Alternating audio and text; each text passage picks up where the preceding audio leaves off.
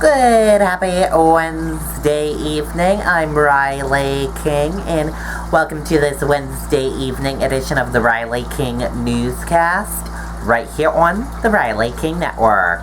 We have a lot of news to get to this Wednesday evening, so let's begin.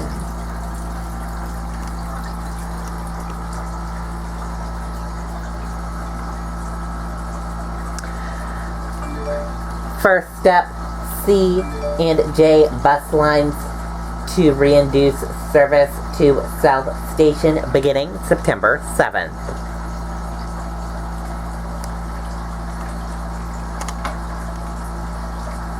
Let's take a listen to that video from WMUR News 9.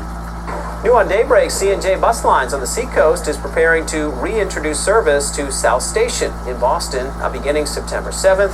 The route will operate 7 days a week and will serve all of the company's terminal locations, including Dover, which is reopening on a limited basis with 5 round trips to South Station every day, while Portsmouth and Seabrook will each offer 9 daily round trips to South Station, along with 20 round trips to Logan Airport. Okay, and there you go on that video and that report.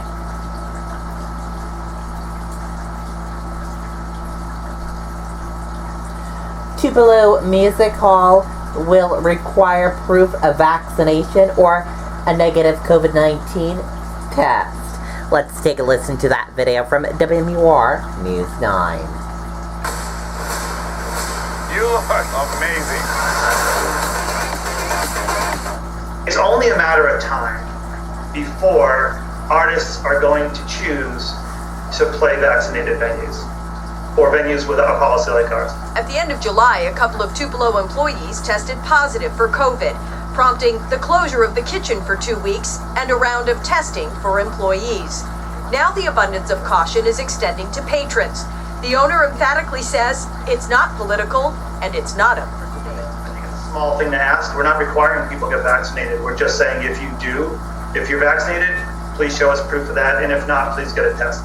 The venue is intimate by design, but it seats close to 700 people, and Hayward says the surge in COVID cases statewide right now just can't be ignored. I haven't booked the show in 2 weeks. A lot of the stuff we're working on, they just decided not to go on tour. I've got artists on our fall schedule that are considering not going out on tour. I've got people asking for refunds because they're not comfortable. Personally, I'm not comfortable. Tupelo invested in the Bindle app to streamline the proof of vaccination process at the door.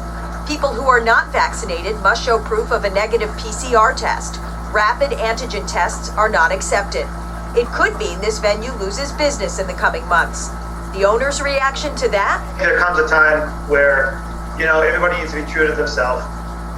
And this is what's true to me. And luckily I'm the only owner of this business. I can make all the decisions. So what if you purchase tickets and now you completely disagree with this new policy and you don't want to come here anymore? No refunds. We're live in Derry this noon. Amy Cavino, WMUR News 9. Okay, and there you go on that video and that report.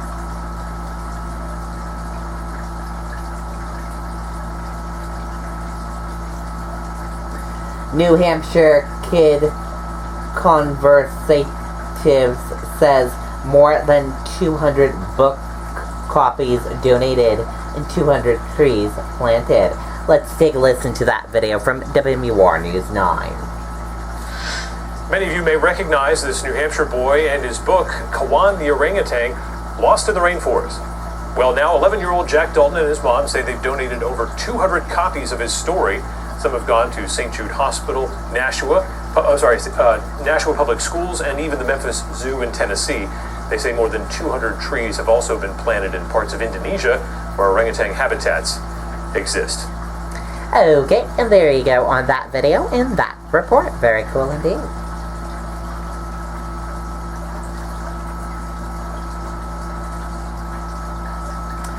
April 8th, 2024, designated Solar Eclipse Day in New Hampshire. Let's take a listen to that video from WMUR News 9.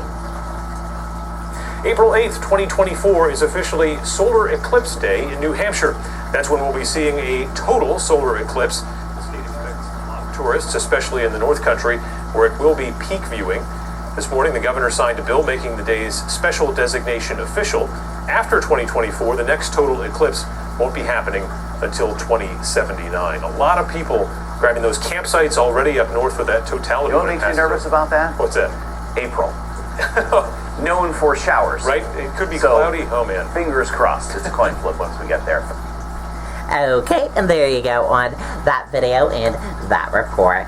That does it for this evening edition of the Riley King Newscast right here on the Riley King Network. I hope you all have a great rest of your evening, and I'll see you back here tomorrow for another newscast. Good night, goodbye, everyone.